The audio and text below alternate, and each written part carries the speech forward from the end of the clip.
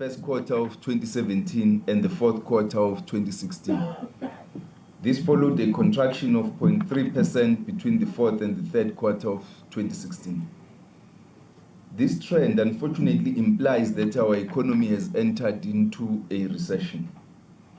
In this context, our 27 growth projection of 1.3% may not be realized. This continues the trend of low growth over the last several years, undermining our progress in significantly reducing inequality, unemployment, and poverty, which fundamentally disadvantages a large portion of our population and is the cause of social instability. It therefore requires all social partners to reflect on our progress in bringing about inclusive growth and economic transformation, and to do all that we can and more from our respective positions. Moody's, on the 9th June this year, downgraded South Africa's long-term foreign and local currency debt rating at Baa3 with negative outlook.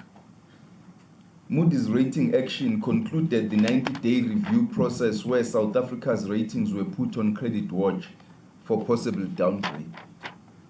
All three ratings agencies have raised similar issues such as the slow pace of growth-enhancing reforms, growing contingent liabilities amid poor governance at key state-owned companies, and political risks, among others.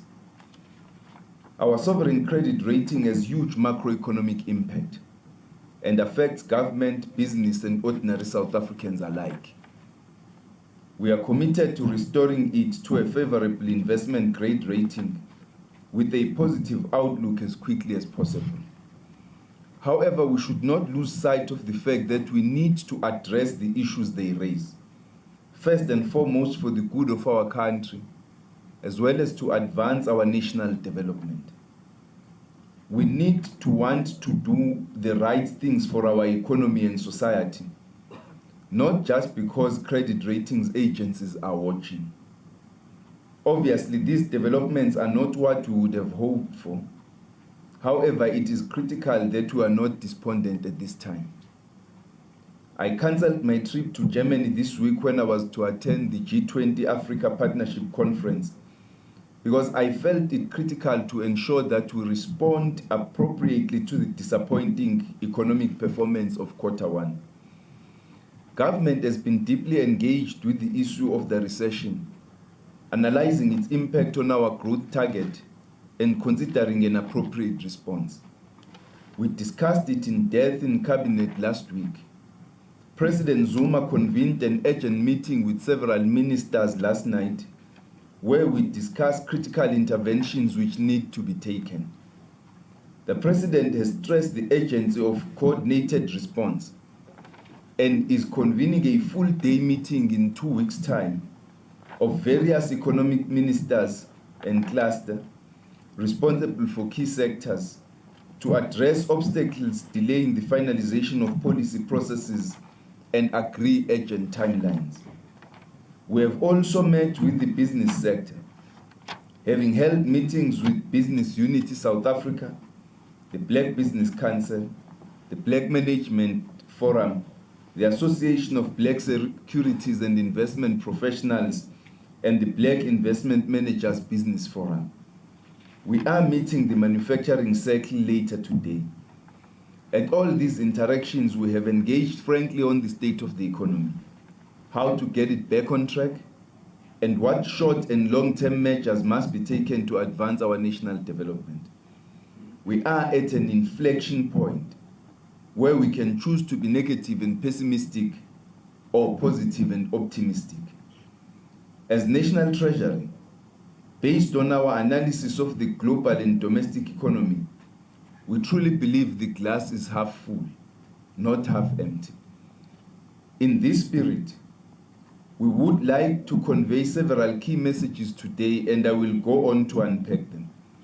Firstly, we have made real progress, but it will take some time for some of our interventions to impact the real economy and result in improved growth. Second, government is committed to maintaining the fiscal framework announced in the budget and the medium-term strategic framework.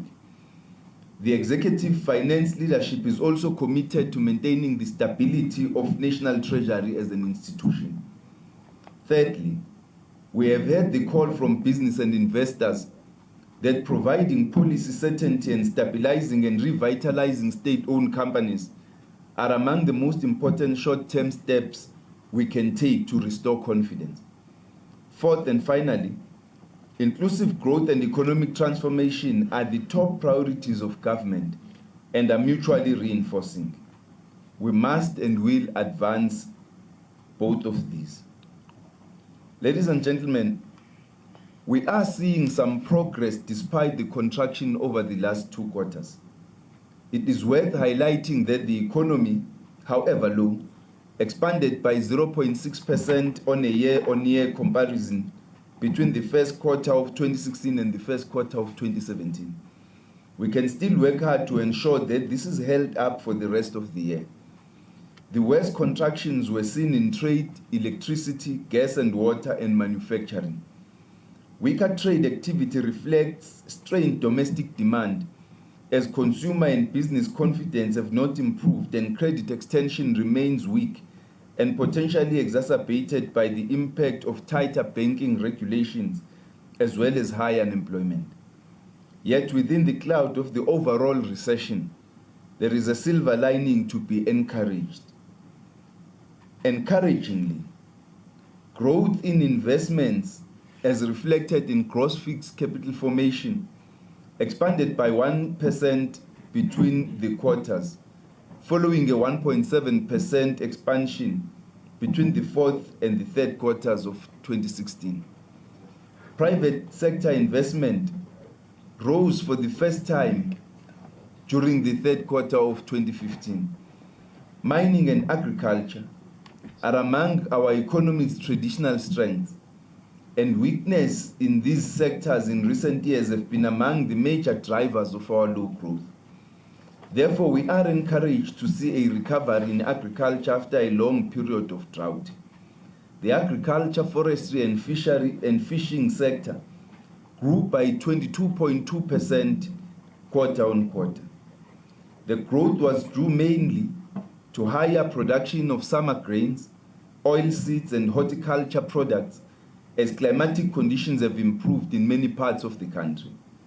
Growth in mining and quarrying also rebounded to 12.8% quarter to quarter, driven by higher production of gold and other metal ores, including platinum. The improvement in the mining sector in particular can be partly attributed to improved labor relations, which has been one of the most successful outcomes of government's intense engagement with the social partners over the last 2 years.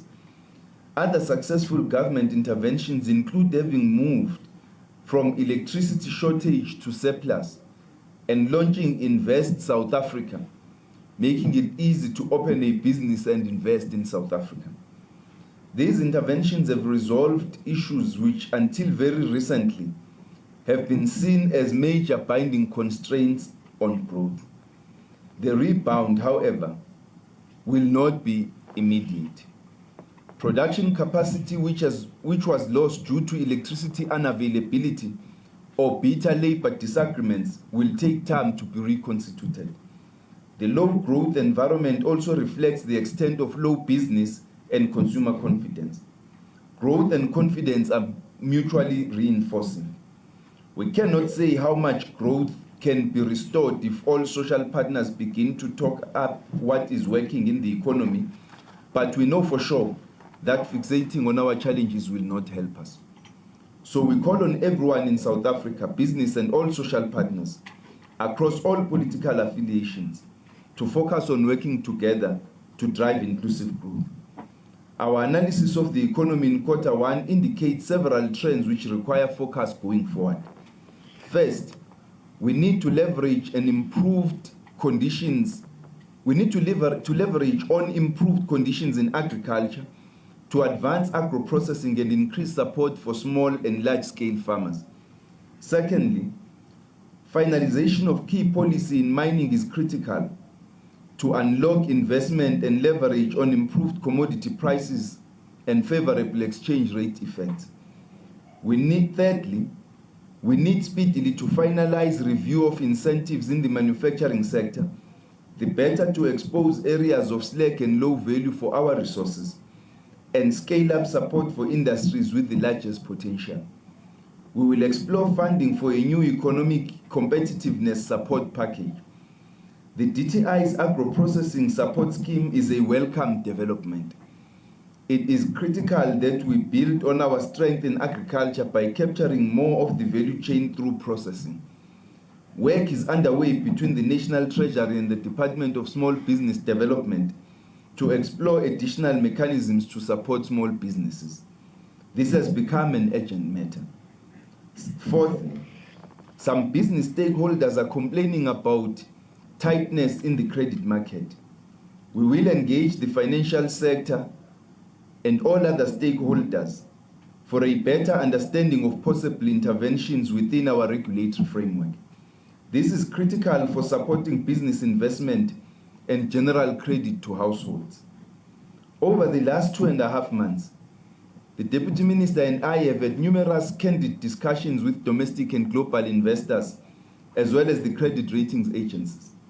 One of the major worries that has been consistently raised is whether we are committed to maintaining the fiscal framework set in the medium-term strategic framework in the 2017 budget. We continue to reiterate that the fiscal framework is the policy of the government. We support it, we are bound to it, we will implement it. South Africa has a world-class, transparent, and predictable budgeting process. Not only myself and the Deputy Minister, but Cabinet and the ruling party have committed to implementing it as outlined. In this regard, we hope that these worries will diminish quickly as we approach the medium-term budget statement in October. A related concern was around the stability and leadership of National Treasury following the departure of former Director General Lungisa Fuzile. We promised to quickly appoint a capable leader for Treasury who could ensure stability and continuity. We are pleased to report that we have delivered on that promise with the appointment of our new Director General Dondo Mukhajane last week. He has a wealth of experience, having spent the better part of 18 years at National Treasury, while bringing laudable energy and passion to the role. He is well trusted in the markets and he inspires confidence. We have the utmost confidence that he will serve the institution and the country well going forward. We will give him a better welcome internally in the coming days. Ladies and gentlemen, in our stakeholder engagements, one of the key messages we have heard is that the two most important things government can do in the short term is to provide policy certainty and to stabilize and revitalize our state-owned companies. Cabinet has resolved that we need to conclude some unfinished policy discussions and execute with speed to unlock investment which will spur growth, job creation, and economic transformation. We need to create policy certainty and fast-track the Mining Charter and the Minerals and Petroleum Resources Development Act, the rollout of broadband or high-speed internet to all communities, allocation of telecommunication spectrum, conclusion of independent power producer agreements, land and agrarian reform, finalizing processes to improve governance and financial strength of state-owned companies. For its part, the ANC also stressed on Saturday that it will contribute to policy certainty through its policy and national conferences in June and December respectively, which will outline its policies for the next 5 years. With respect to state-owned companies, National Treasury is the shareholder representative for South African Airways. We are also committed to strengthening the board by filling the 2 existing vacancies, including by appointing a person with deep aviation experience and expertise. As you know, Cabinet appointed the board chair for a final term.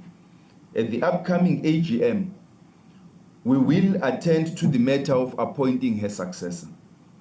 We will be recommending a chief executive to cabinet over the coming weeks. In the coming weeks, one of the major concerns for all economic stakeholders has been ESCOM.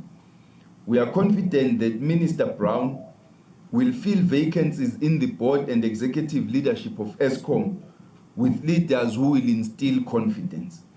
We look forward to further positive developments there. With regard to all of these areas, at the meeting I referred to, that the President has convened in 2 weeks' time, we will be thrashing out detail as to the implementation plan as well as the timelines. That action plan will be an action plan in terms of which our actions as government in relation to these matters will be measured. In our engagements with business, particularly representatives of black business, it became clear that it would be a mistake to react to the recession by focusing only on the growth of established business and letting economic transformation fall by the wayside. We need to advance inclusive growth and economic transformation. The NDP argues that we need both. You cannot do one without the other. They are mutually reinforcing. It is time that individuals and groups who supported the NDP when we adopted it, who say now that they support it, stop supporting only the parts of it which are convenient to them. Yes, we want the economy to grow. We want big businesses to expand. We want small businesses to expand. We want new businesses to start and expand. And we also want industries to transform, to include black people and women, as well as young people, in ownership, in top management, in professional work. It is not optional or a nice to have. It is a core aspect of our nation's development. We need both. Wealth creation by the previously disadvantaged in South Africa will have more of an impact than the currently wealthy getting 5% wealthier. We want to see our top listed companies record double-digit annual revenue growth. We would also like to see black-owned businesses who currently have single-digit market share in industries like financial services, auditing, construction, double their market share. That will create new wealth and new economic players. Accordingly, we have heard the call from black business to be more proactive. There are at least 3 measures the finance family will take in this regard. We will work with the financial services sector and our colleagues at DTI to adopt and implement a new financial services charter. APSIP has stressed the Association of Black Securities and Investment Professionals, APSIP, has stressed that the Black Business Growth Fund proposed in the charter, with a potential of 100 billion rand fund dedicated to funding black businesses, could be a potential game changer. We must do all within our power to bring bold initiatives like this to fruition. We will fast-track public consultation and finalization of the public procurement bill. It must enable a modernized public procurement regime which will have economic transformation as its core mandate and maximize the developmental impact of the more than 500 billion rand government entities spend every year procuring goods and services by targeting and increasing access to black, women and youth-owned businesses, township entrepreneurs and others. Economic transformation must not be an afterthought, but at the center of procurement strategy, reporting, and performance management. We will develop proposals to increase the amount of assets the Public Investment Corporation and other state entities gives to black asset managers to manage. Asset managers play a major role in the economy, in influencing corporate strategy, the character and pace of transformation, as well as the scale and nature of investments, and framing the discussion, the narrative about economic growth and transformation in the country. We must grow the share of assets under management of black fund managers with proven track record, skill, and experience. We are all frustrated by the lack of growth, which, if sustained, will compromise our ability to reduce unemployment, poverty, and inequality. The NDP set our nation the task of driving inclusive growth and economic transformation as two necessary, mutually reinforcing and overarching objectives which enable us to resolve our national challenges. Nowhere in the NDP does it say it would be easy. Achieving Vision 2030 requires all of us to find common cause and ask ourselves how we can contribute as government, as business, as labor, as civil society to inclusive growth and economic transformation. Let us remain optimistic about the possibilities of South Africa and work together to realize a better future for all. And I thank you. Thank you, Minister, and welcome, DG. I'm sure you guys are quite familiar with the drill, so I'll just take some questions from the floor. Please just state which media house you come from and ask your question. So I'll start at the back. Thank you. It's Mariam Lisa from FinWeek. My question is to the Minister. The news that, or the reiteration that the fiscal framework will be maintained is obviously very welcome to investors. However, it's very clear that growth this year is probably going to be half of what was forecast by the Treasury in the budget. Now, how do you, with tax revenues so much less than expected, how are you going to meet the targets of the budget deficit and the debt ratio? Are you going to shift money around? How are you going to handle it? Thank you.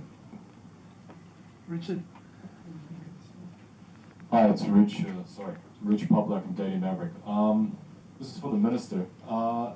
It's a little bit surreal thinking of the President calling an urgent meeting of the Cabinet to discuss fiscal matters at this stage, given that so many of these troubles have occurred under his watch. Can you take us inside that meeting, please, and speak about what was discussed and whether you yourself were very frank with the President as to what the problems, structural and otherwise, are right now? Thank you, Richard. Take the business day in front of you.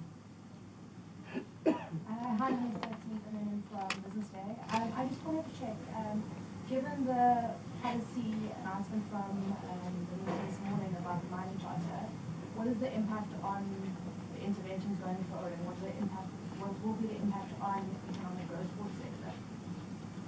All right, I'll come back for more questions. I'll be note to you and others. Minister, we can take those questions and we'll come back for more. Thank you. Thank you very much for the questions.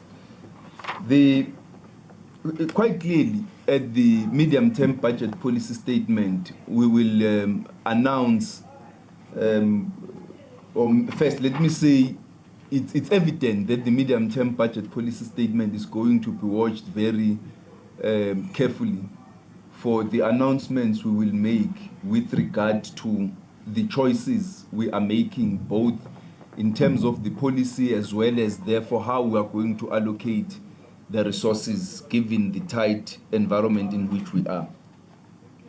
We do believe that there is a number of hard decisions that need to be made. The fact of the matter is that we are in a difficult economic situation, and nobody must be in doubt about that. We're going to have to take hard decisions which may require that we look at the possibilities of further cuts in terms of government programs and spending in a manner that is going to reduce wastage but make financing, make money available for social expenditure as well as economic investments. So we will have to make difficult decisions. I think what also must be borne in mind is that it's a difficult year, given that it's also the year for the public sector wage negotiations. We will have to find a way to keep the wage bill within limit, taking into account the difficulties that we are in. So we are going to be doing a lot of work to determine what do we do with the budget, how can we reprioritize, where can we get money, what programs need to be deprioritized, so that we place ourselves at a position where we can have the resources we need in order to meet our fiscal framework. But we also need to bear in mind that what makes this a difficult environment is that if you look at the first quarter results, government expenditure has dropped. Credit extension is lower, is weak. And so the very fact that government is not employing more people, we have had to shed jobs by cutting down the amounts of the size of the public service, not filling certain vacancies and leaving them leaving others vacant for longer, has had an impact on incomes, on the tax revenues, on disposable incomes, and the spend by households, by individuals, which also have contributed to reducing household consumption. So we must try to ensure that we don't get trapped there. And so the reallocation, the reprioritization is going to be a very difficult, but it's a necessary activity that we need to undertake. I think given the situation in which we are, we will look at where can we get money. We will look at, therefore, what are the programs we need to reprioritize, and how do we reallocate so that we can meet our growth targets, and so that we can meet our fiscal framework targets. The meeting with the president was a frank meeting. I think not only with the president, but our presentations in cabinet, even last week, was extremely candid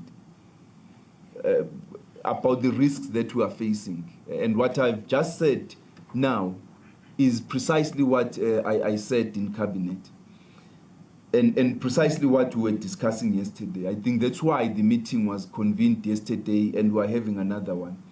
The purpose of the meeting in 2 weeks' time, or following from last night's meeting, is to emerge with an action plan.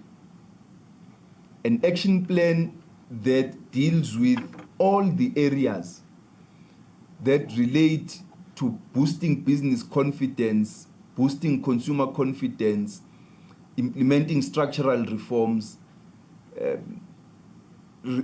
implementing the programs that, because if you look at whether it's the mining programs or broadband or telecommunications, land reform programs and others, you are not talking about new policies to be introduced. You're talking about many policies which are already there, but there is no speed in implementing them.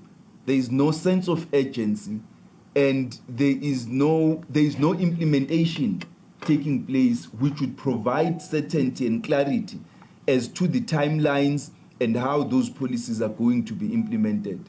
What the president then asked the ministers, the relevant sector ministers, to do is to put in place an action plan that we will then meet and compile into a composite action plan with regard to all of those issues, and that will be made public so that the investors, business, and everybody else, including ratings agencies, can hold us to account in terms of our implementation of these programs and compliance with the timelines that we have set ourselves. it is quite an important intervention, because if we don't react to this situation as speedily and as timeously as we should, we will find the economy getting into deeper trouble. At the present moment, there are opportunities for us to recover from this situation, which is precisely why we are saying to South Africans, yes, we are in a difficult situation, but do not become despondent, remain optimistic. All the necessary interventions must and will be made in order to turn the economy around and put it on a positive growth trajectory. But it's going to be important that all the role players, including business, labor, and civil society, must come to the party with regards to what they will do to get the economy out of the present situation. It impacts on individuals, it impacts on citizens. And so we all should focus singularly on reigniting growth in the economy and ensuring transformation at the same time. The release of the mining charter, I think, is a welcome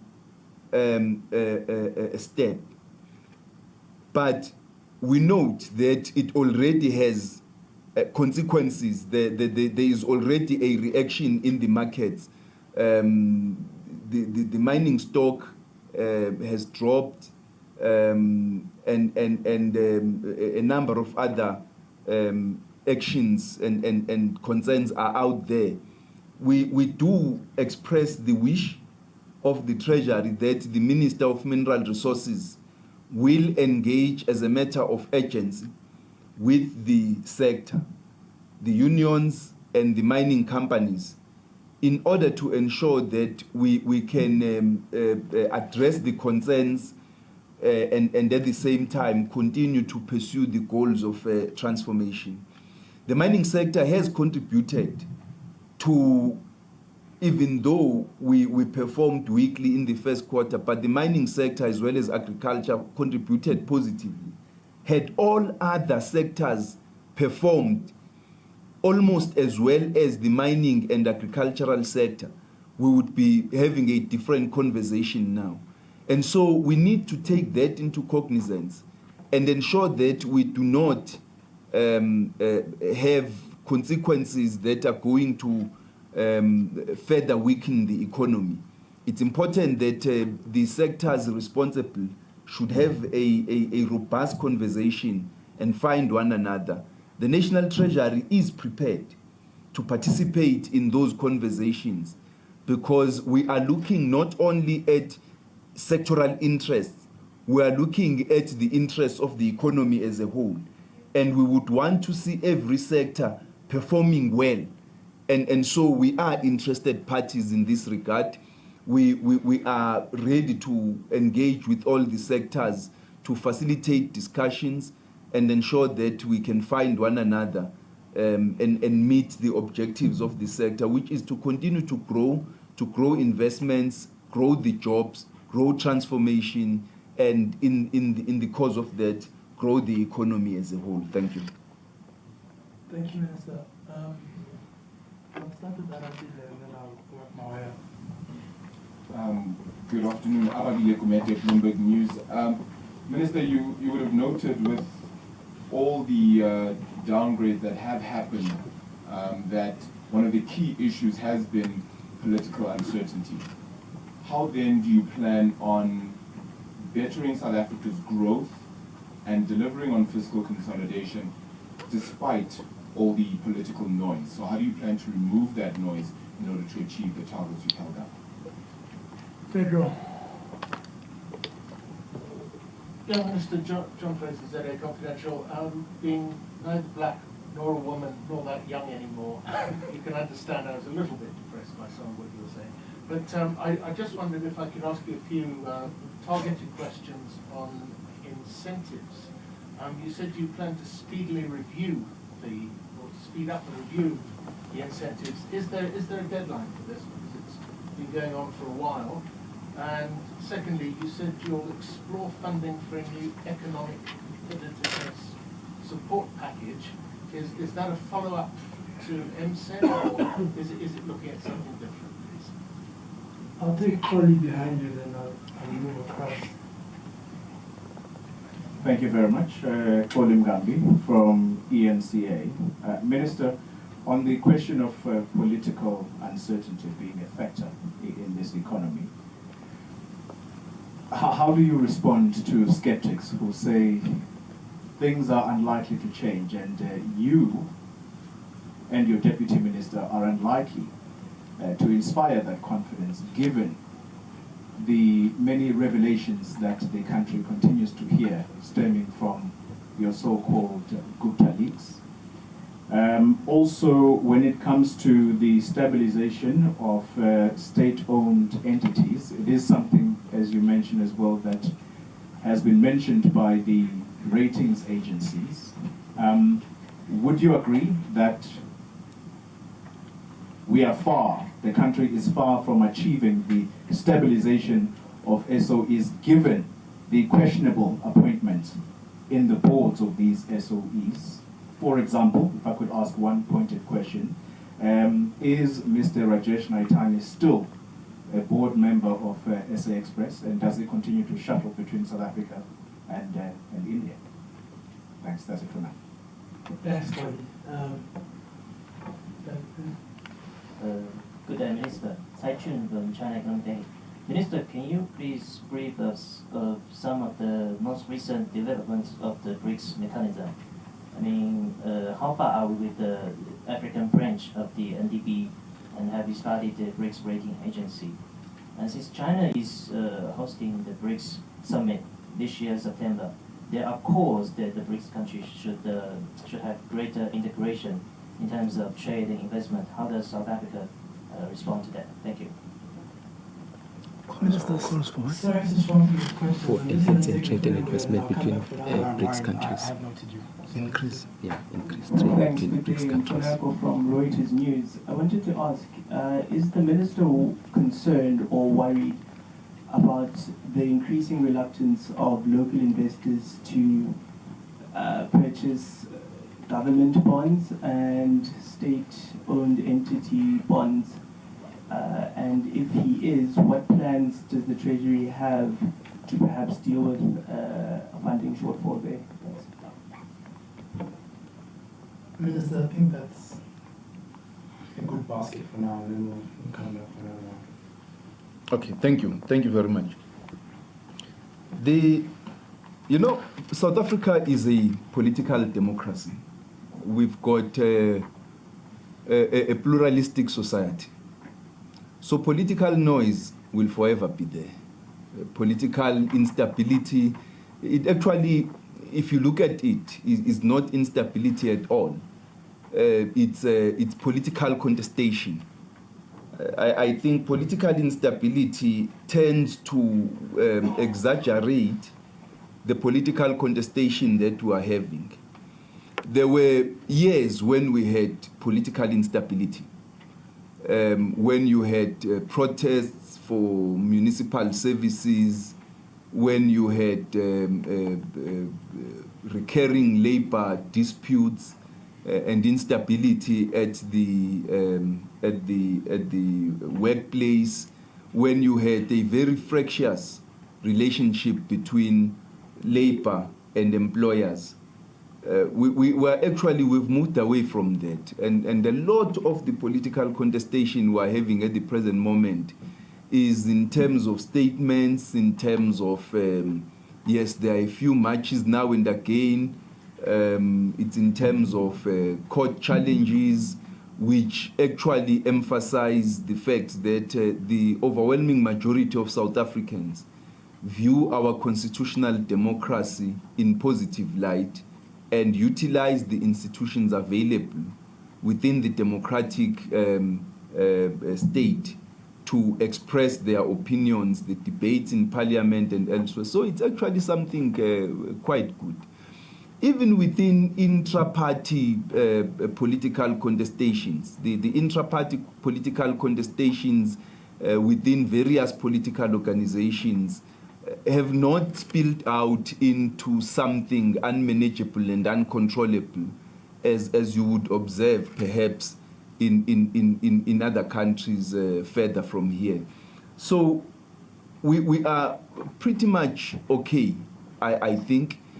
What is important is that the National Treasury, amidst all that noise, must remain alert, robust, shielded from the noise, so that our professionals, our officials can continue doing their work. I think that the steps we are taking, both to appoint a new Director General within a period of 30 days of the resignation of the previous Director General, it was actually 3 weeks after the resignation of the previous Director General, and the fact that the other top management positions, except the one vacated by Dondo here, have all been advertised, short lists have been prepared, we should go ahead with the processes of interviews.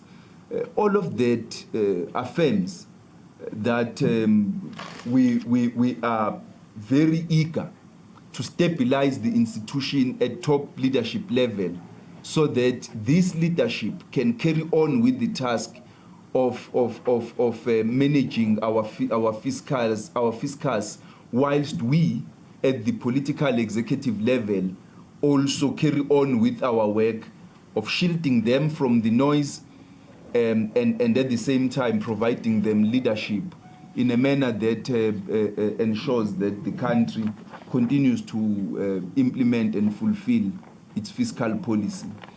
So we believe that all of this noise, the political environment in South Africa is the better for us than if we had, if we didn't have a pluralistic democracy.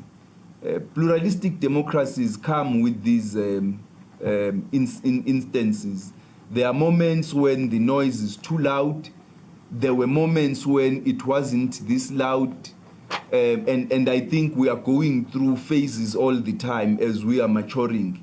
And what we need is to be able, is to mature as the political establishment with the maturing democracy, and in the course of that be able to shield the administration and our institutions from the noise and the turbulences from time to time, so that the institutions remain robust, solid and stable, able to do their work whilst all of the noise is taking place outside. And that's why it was so important for us, as a demonstration of our commitment, to appoint a Director General who is well known, well experienced, well trusted, and who is therefore going to be able to do the work expected of him. The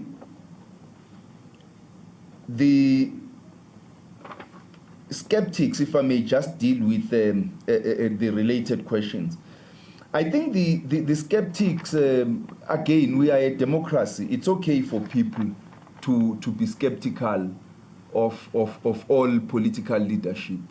It wouldn't be the first in South Africa, and surely wouldn't be the last. We are not unique in that situation. I think it's important that as a democracy we understand that there are those who will forever remain skeptical. And at times it's not because they don't support you or don't trust you. They are skeptical because they think they want to see your actions speak for you rather than what you say. And that's why from the very outset, on the 1st of April this year, I made the statement that judge us on our actions, not just our words or what you hear of us outside the work environment. Judge us on our actions and use our actions as that judgment. And I think we've appointed the new Director General. We had made that commitment. We have been engaging with business. We have had no less than 3 meetings with BUSA, 4 meetings with BBC. We've met various organizations. We've been engaging with the ratings agencies. We have ensured at all times that we stick to our message, both in public and private, that we will maintain the fiscal framework that we had agreed to. We have been very firm in saying to colleagues, when they have made statements we were not happy with, that please keep quiet and allow us to comment, to be the only ones who comment on these issues. And they have respected that. The issues that people may be raising within political organizations are different. But at the level of government, people have respected the stances we have taken, and in actual fact have gone on to repeat the messages that we are making. And that is quite important, because it says that you are not only being respected as Treasury, colleagues are understanding your message, that at this environment, in this environment, it's important for everybody to stick to message and ensure that we can implement the programs that we need to implement. We had made a commitment that we are going to pay close attention to South African Airways and other entities within our portfolio, and will engage with colleagues on the entities in their own portfolios. We have been steadfast in doing that. We have been unmoved. I mean, we have been unyielding in terms of our engagement on the issues which we regard as matters of principle. So if people are skeptical, it's okay. It really doesn't concern us. And I think with regard to other issues, the public protector is taking the matter up. I think it's very good.